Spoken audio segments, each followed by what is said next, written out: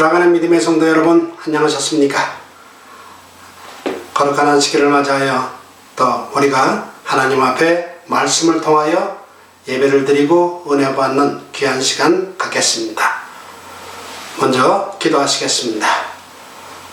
거룩하신 아버지, 오늘도 저희들에게 지난 한 주일을 잘 보내고 하나님 앞에 또 예배할 수 있도록 은혜 주신 것 인하여 감사합니다.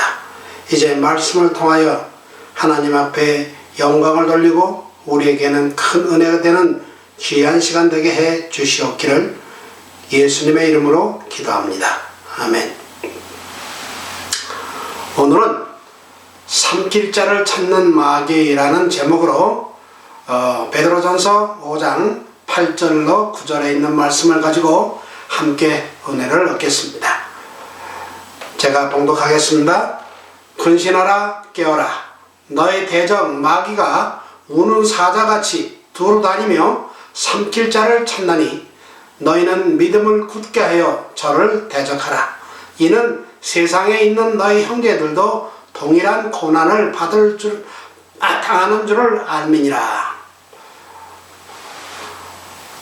하나님의 말씀인 사복음서는 귀신 들림에 관한 6개의 특정 사례들을 기록하고 있습니다. 첫째로는 마태복음 1장 21절부터 가버나움 회당에 있었던 사람, 그 다음에 벙어리이며 귀신 들린 어떤 사람 얘기가 있고, 세 번째로는 거라사에 귀신 들린 2사람, 또 네 번째로는 스로보니게 여인의 딸, 그리고 5번째는 이름은 나와 있지만 어떤 사람의 아들, 그리고 마리아, 이렇게 6사람이 귀신 들린 이야기가 나오는데, 이 특정한 사례 외에도 복음서에는 예수님과 그의 제자들이 악령에 시달리는 사람들을 고쳐준 사실을 자주 언급하고 있습니다. 그 한 예로 마태복음 4장 24절에 보면 그의 소문이 온 수리아에 퍼지는지라 사람들이 모든 앓는 자 곧 각종 병에 걸려서 고통당하는 자, 귀신 들린 자, 간질하는 자, 중풍병자를 데려오니 그들을 고치시더라 라고 하였습니다. 이렇게 그리스도께서 죄와 사단의 노예가 된 사람들을 자유케 하는 것이 그의 사명이었습니다. 마가복음 5장에서 그리스도께서는 자신이 시험의 광야에서 물리쳤던 원수와 여기에서 다시 한번 정면으로 대면하게 되는 이야기가 나옵니다. 이 귀신은 하나님의 큰 심판날을 두려워하고 있음이 역력합니다. 또한 이 귀신은 마귀와 그 사자들을 위하여 예비된 영원한 불에 대하여 알고 있음이 자명하고 그리스도가 그에게 막 집행하려고 하려는 그 하나님의 심판을 무서워하고 있었습니다. 그런데 마태복음 7장 22절에 나오는 그날에 많은 사람이 나더러 이르되 주여 주여 우리가 주의 이름으로 선지자 노릇하며 주의 이름으로 귀신을 쫓아내며 주의 이름으로 많은 권능을 행하지 아니하였나이까 하리니 라고 하였는데, 이 귀신을 쫓아내는 일은 아마 모든 이적 가운데 가장 어려운 것 같습니다. 그러므로 언급될 수 있는 다른 모든 이적 가운데 가장 전형적인 것입니다. 70인이 성경의 첫 번째 전도 여행에서 돌아왔을 때 가장 중요하게 보였던 것은 귀신들까지도 그들에게 항복했다는 사실입니다. 그 얘기가 누가복음 10장 17절에 나옵니다.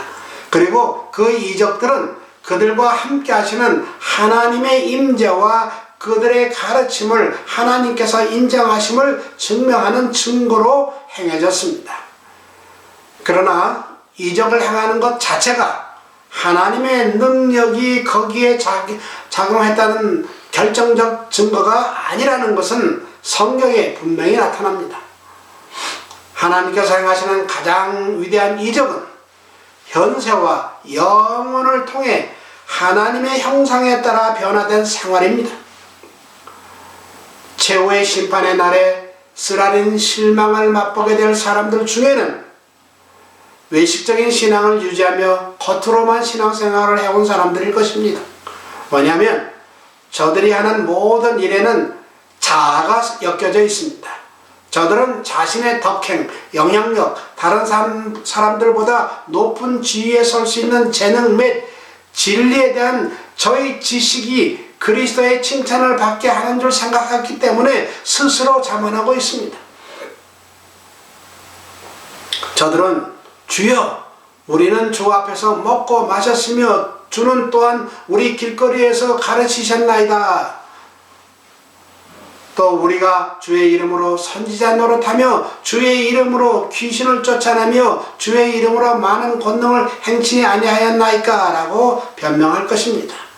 그러나 그리스도께서는 내가 저희에게 밝히 말하되, 그냥 흐지부지 조용히 아니면 속으로 이렇게 말한 것이 아니라 밝히 말하되 내가 너희를 도무지 알지 못하니 내게서 떠나가라. 나더러 주여 주여 하는 자마다 천국에 들어갈 것이 아니요 다만 하늘에 계신 내 아버지의 뜻대로 행하는 자라야 들어가리라고 말씀하실 것입니다. 이렇게 더 이상 변론의 여지가 없으며 준비할 때는 이미 지나갔으며 되돌릴 수 없는 선고가 그들에게 이미 내려졌습니다. 저들은 하늘 거민의 동료가 될 자격을 구비하지 못하였으므로 하늘에서 내쫓김을 당할 것입니다. 또한 마태복음 8장 16절에 보면 저물매 사람들의 귀신 들린 자를 많이 데리고 예수께 오거늘 예수께서 말씀으로 귀신들을 쫓아내시고 병든 자를 다 고치시니 라는 말씀이 나옵니다. 흑암의 영들이 한때 자신들의 지배 아래 있었던 그 영혼과 싸울 것이나 하나님의 천사들이 우세한 힘을 가지고 그 영혼을 위하여 대항할 것입니다. 주께서는 용사의 빼앗은 것을 어떻게 도로 빼앗으며 승리자에게 사로잡힌 자를 어떻게 건져낼 수 있으랴. 나 여호와가 이같이 말하노라. 용사의 포로도 빼앗을 것이요 강포자의 빼앗은 것도 건져낼 것이니 이는 내가 너를 대적하는 자를 대적하고 내 자녀를 구원할 것임이라 라고 이사야 49장 24절 25절에 말씀하셨습니다.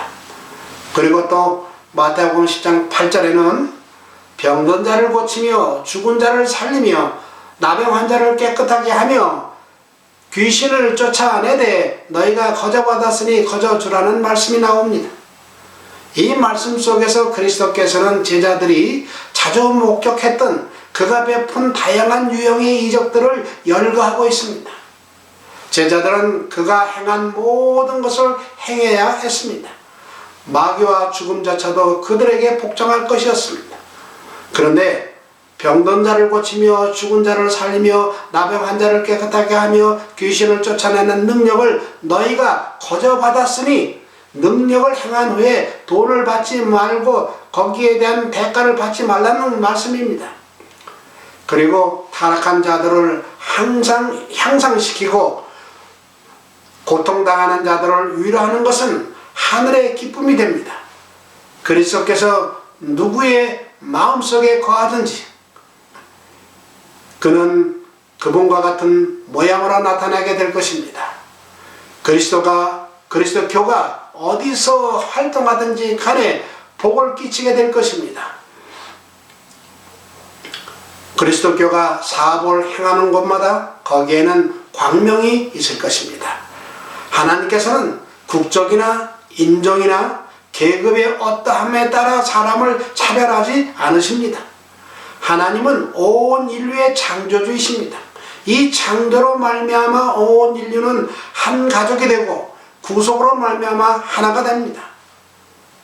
그리스도께서 오신 것은 모든 분리의 장벽을 헐어버리고 모든 성소의 칸막이를 열어젖혀서 모든 사람이 자유로이 하나님께 나아갈 수 있도록 하기 위함이었습니다. 그의 사랑은 너무 넓고 너무도 깊고 너무도 충만해 있기 때문에 어디든지 뚫고 들어갑니다. 이러한 사랑은 사단의 기만으로 미혹된 불쌍한 영혼들을 그의 세력의 범위에서 끌어냅니다. 이 사랑은 저희로 하여금 약속의 무지개에 걸려있는 하나님의 보좌에 나아갈 수 있게 합니다. 그리스도 안에서는 유대인이나 헬라인이나 종이나 자주자의 구별이 없으니 이는 모든 사람이 그리스도의 보혈로 말미암아 가까워졌기 때문입니다. 종파의 신조에 어떠한 차이가 있다 하더라도 고통 중에 부르짖는 인류의 호소는 들어줘야 하고 또 그 부르짖음에 응답해야 합니다. 종파가 다르기 때문에 감정이 좋지 않을 때에는 개인적 봉사를 통해 좋은 결과를 많이 낼 수 있을 것입니다. 사랑의 봉사는 편견을 타파하고 사람들을 그리스도께로 이끌어낼 수 있을 것입니다. 우리는 다른 사람들의 슬픔과 고통과 괴로움을 미리 예상해야 합니다. 우리는 높은 자나 낮은 자나 부자나 가난한 자를 막론하고 그들의 기쁨과 염려에 동참해야 합니다. 그리스도께서는 너희가 거저 받았으니 거저 주어라 하고 말씀하셨습니다. 우리 주위에는 동정의 말과 도움의 손길이 요구되는 가련한 사람들과 고통당하는 사람들이 많이 있습니다. 동정과 도움이 요구되는 과부들이 있고 그리스도께서 당신의 제자들에게 하나님이 위탁하신 자로 받아들이라고 명하신 고아들이 있습니다. 도움이 필요한 그들에게 도움의 손길을 거두지 말아야 합니다. 우리가 잘 아는 선한 사마리아 사람의 이야기 가운데서 예수께서는 자신과 자신의 사명을 묘사하셨습니다. 인류는 사단에게 속임을 당하고 상처를 입고 도둑맞고 파멸되어 멸망당하도록 버림을 받았습니다. 그러나 구주께서는 우리의 절망적인 상태를 동정하셔서 그의 영광을 버리시고 우리를 구원하시기 위하여 오셨습니다. 그는 죽어가는 우리를 찾으시고 우리의 처지를 떠맡으셨습니다. 예수님은 우리의 상처를 치료하셨습니다. 예수께서는 그의 의의 두루마기로 우리를 덮으셨습니다. 예수께서는 우리에게 안전한 피난처를 여시고 자신의 비용으로 우리를 위하여 완전한 준비를 이루셨습니다. 그는 우리를 구속하기 위하여 죽으셨습니다.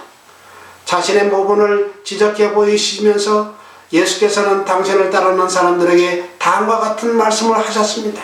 내가 이것을 너에게 명함은 너희로 서로 사랑하게 하려 함이니라. 내가 너희를 사랑한 것 같이 너희도 서로 사랑하라고 하셨습니다.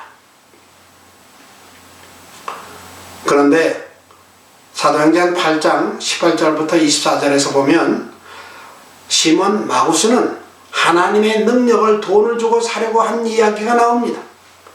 하나님의 은사는 돈으로 살 수 없다는 것을 빨리 깨달아야 합니다. 생명수는 갖고자 원하는 모든 사람에게 거저 주어지는 것입니다. 제자들은 복음을 전함으로 어떠한 이익을 남겨서는 안 됩니다. 그러나 동시에 그들은 일꾼이 저 먹을 것을 받는 것이 마땅하다는 것도 기억해야 합니다. 그런데 많은 사람들은 그들의 이기적인 목적만을 위하여 하늘의 은혜를 갈망하였습니다. 그들은 진리를 명확하게 제시하는 데 있어서의 그리스도의 놀라운 능력을 인정합니다. 그들은 집권자와 재판장들 앞에서 답변할 수 있는 지혜를 주시겠다는 그리스도의 약속을 듣고 그들의 세속적 이익을 위하여 그 능력을 빌릴 수 있지 않을까라는 생각을 가졌습니다. 예수님 당시에 한 사람이 말하기를 선생님 내 형을 명하여 유업을 나와 나누게 하소서라고 하였습니다. 하나님께서는 모세를 통하여 재산을 양도하는 데 대한 지시를 주셨는데 그 지시에 따르면 아버지의 유산을 분배받을 때에는 다른 아들들은 똑같이 받도록 되어 있었으나 장자는 갑절을 받게 되어 있었습니다. 그런데 이 사람은 자기 형이 자기가 받을 몫까지 속여 빼앗은 줄로 생각했습니다. 그리하여 마땅히 자기가 받을 몫이라고 생각되는 것을 찾으려 원했습니다. 그러한 자기의 노력이 실패로 돌아가자 만일 그리스도께서 이 일에 관여하신다면 자기의 목적이 확실하게 달성될 수 있을 줄로 생각했습니다. 그는 그리스도께서 하시는 감동적인 호소와 서기관과 바리새인들에 대한 엄숙한 견책을 듣고 만일 이러한 명령적인 말씀을 자기 형에게 하신다면 그는 권리를 침해당한 그에게 형이 그의 몫을 주기로 감히 거절할 수 없으리라고 생각했습니다. 그리스도께서 엄숙한 교훈을 주시는 도중에 이 사람은 자기의 이기적인 기질을 드러내었습니다. 이 사람은 자기의 세속적 이익을 증진시키는 데 도움이 될 수 있는 주님의 능력을 인식했으나 신령한 진리가 그의 생각과 마음을 사로잡지 못했습니다. 유산을 얻으려는 것이 그의 골똘하게 생각하는 문제였습니다. 부요하셨으나 우리를 위하여 가난하게 되신 영광의 왕 예수께서는 그에게 하나님의 사랑의 보배를 열어 보여주셨습니다. 성령께서는 그로 하여금 썩지 않고 더럽지 않고 쇠하지 아니하는 증거를 보았었습니다. 이때야말로 자기 마음에 있는 가장 큰 소원을 크신 선생님께 아뢰 수 있는 기회였습니다. 그러나 번연의 철로 역정 가운데 나오는 새수랑을 찾은 사람처럼 그의 눈은 세상만을 주목하고 자기 머리 위에 있는 면류관을 보지 못했습니다. 그는 시몬 마구스와 같이 하나님의 선물을 어떤 세속적 이익을 얻는 방편으로 평가했습니다. 이때 이 세상에서의 구주의 사명은 거의 끝나가고 있었고 은혜의 왕국을 건설하기 위하여 해야 할 일을 마치는 데는 몇 달밖에 남지 않았을 때였습니다. 그러나 사람의 탐욕이 한 조각의 땅을 쟁탈하기 위하여 주님께서 하시는 일을 중단시키려 했습니다. 그러나 예수께서는 당신의 사명을 떠나 곁길로 들어갈 수 없었습니다. 그래서 예수님께서 말씀하시기를 이 사람아 누가 나를 너희의 재판장이나 물건 나누는 자로 세웠느냐 라고 그분은 대답하셨습니다. 물론 예수께서는 이 사람에게 그 일을 판단해 줄 수 있었습니다. 또 그분은 이 경우에 누가 옳은지를 아셨습니다. 그러나 이들 형제는 둘 다 탐욕이 강했기 때문에 서로 싸우고 있었습니다. 그리스도께서는 사실상 이러한 쟁의를 해결하는 것이 나의 일이 아니라고 말씀하셨습니다. 그분은 다른 목적을 위하여 오셨는데 이는 곧 복음을 전파하며 사람들로 하여금 영원한 사물에 대한 생각을 갖도록 일깨워 주시기 위함이었습니다. 그리스도께서 이 사건을 철회하신 일은 그리스도의 이름을 가지고 봉사하는 모든 사람들에게 하나의 교훈이 됩니다. 그는 12 제자를 보내실 때 가면서 전파하여 말하되 천국이 가까웠다 하고 병든 자를 고치며 죽은 자를 살리며 문둥이를 깨끗하게 하며 귀신을 쫓아내되 너희가 거저받았으니 거저주어라 라고 말씀하셨습니다. 그들이 할 일은 사람들의 세속적인 사건들을 해결하는 것이 아니라 사람들로 하여금 하나님과 화목하도록 설득시키는 일이었습니다. 여러분, 우리에게는 사단을 대항하는 힘이 필요합니다. 아담의 시대부터 오늘날에 이르기까지 우리의 큰 원수는 억압하고 파괴하는 데 전력을 기울여 왔습니다. 사단은 이제 교회를 대항하기 위한 마지막 싸움을 준비하고 있습니다. 예수님을 따르고자 하는 모든 사람은 이 잔인한 원수와 싸워야 할 것입니다. 그리스도인이 거룩한 모본자를 유사하게 닮아가면 갈수록 그는 더욱 분명히 사단의 공격 목표가 될 것입니다. 하나님의 사업에 적극적으로 참가하고 악한 자의 기만을 폭로하고 그리스도를 사람들에게 제시하고자 애쓰는 모든 사람은 많은 눈물과 시련 속에서 겸손한 마음으로 주님께 봉사하느라고 말하는 바울의 간증에 동참할 수 있을 것입니다. 예수께서 이 땅에 계실 때에 사단은 가장 맹렬하고 교묘한 시험으로 그리스도를 공격하였습니다. 그러나 그리스도께서는 모든 싸움을 물리치셨습니다. 주님께서는 우리를 위하여 그 싸움들을 싸우셨습니다. 그리스도의 승리는 우리도 승리할 것을 가능케 해 줍니다. 그리스도께서는 구하는 모든 자에게 능력을 주십니다. 자신이 동의하지 않으면 사단에게 정복당할 수 없습니다.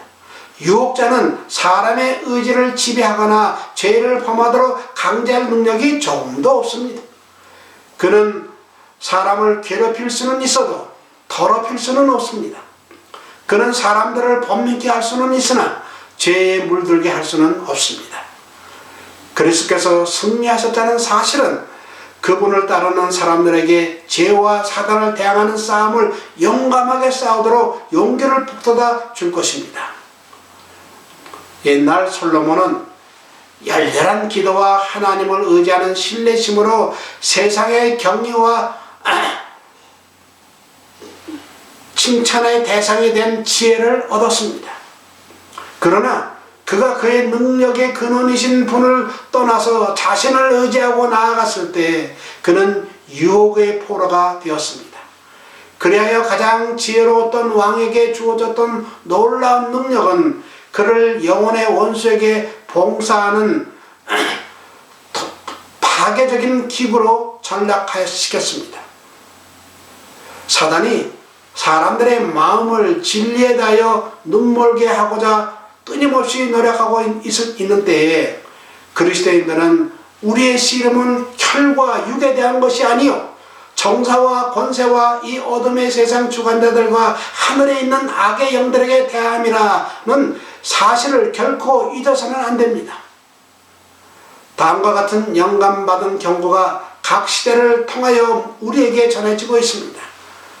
근신하라 깨어라 너희 대적 마귀가 우는 사자같이 두루 다니며 삼킬 자를 찾나니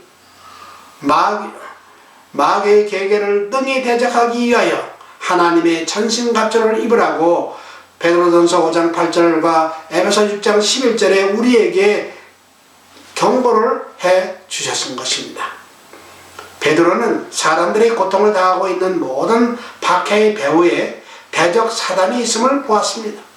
한 예로 욥기 1장 7절에 여호와께서 사단에게 이르시되 내가 어디서 왔느냐고 물으셨을 때 사단이 여호와께 대답하기를 땅에 두루 돌아 여기저기 다녀왔나이다 라고 하였습니다.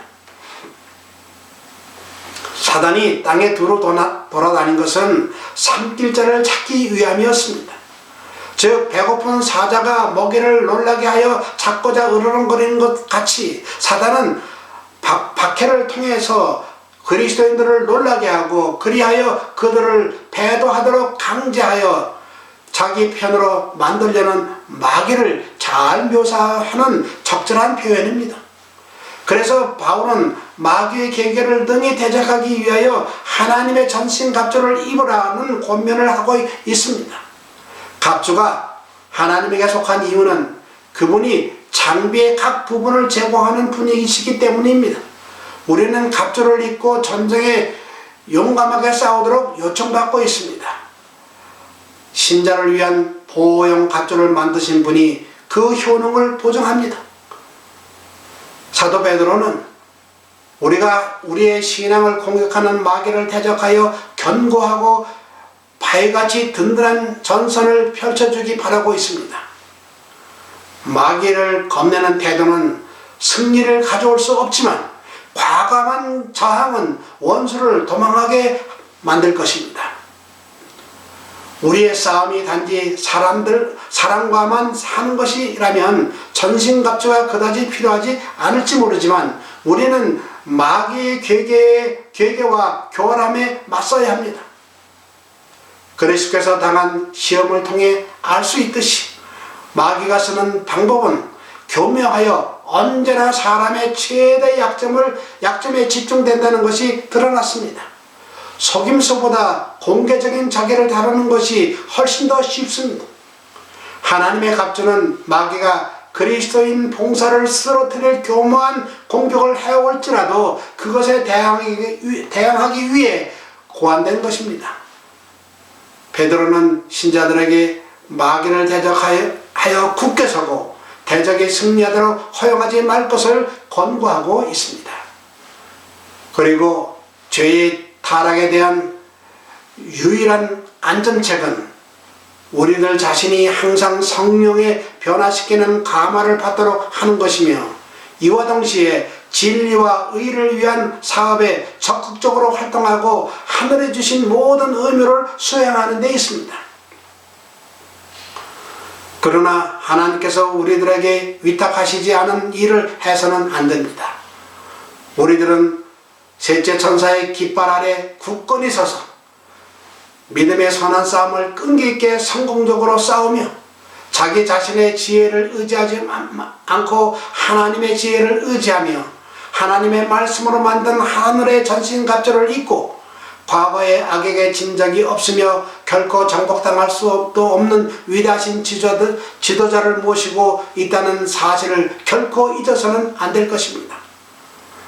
하나님의 사업을 영화롭게 하려는 모든 사람들은 이 세상에서 인성을 쓰시고 사실 때에 순결하고 고귀하며 완전한 생애를 사심으로 모든 인류가 안전하게 따를 수 있는 모본을 세우신 하나님이 보내신 자 그리스도를 바라보아야 할 것입니다.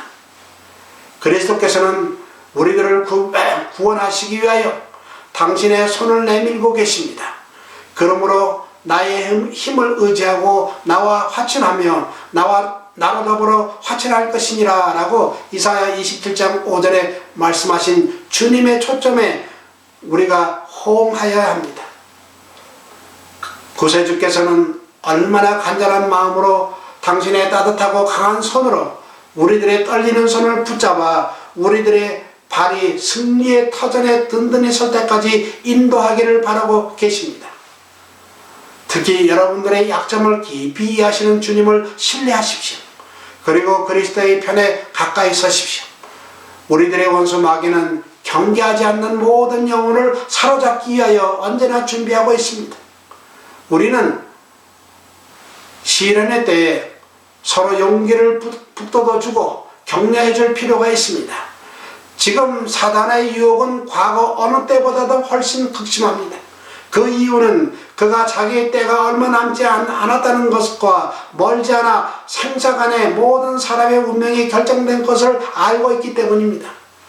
우리는 지금 낭만과 시련으로 인하여 침륜에 빠져 있을 때가 아닙니다. 우리는 모든 고통을 참고 전능하신 야곱의 하나님을 전적으로 신뢰해야 합니다. 우리는 모든 시련을 견디는 데 주님의 은혜가 넉넉합니다.